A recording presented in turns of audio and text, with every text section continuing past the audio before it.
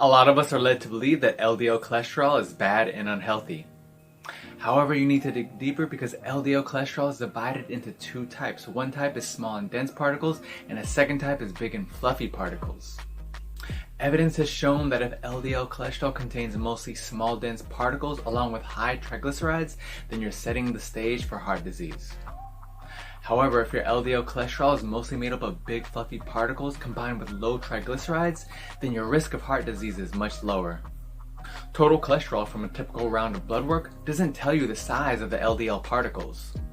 So it's basically incomplete information and not giving an accurate assessment for the risk of heart disease.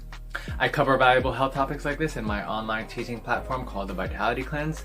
I provide valuable resources in the form of food and nutrition videos, handbooks, and step-by-step directions on how to achieve long-term and sustainable health success. To learn more, go to heartfulfoods.com.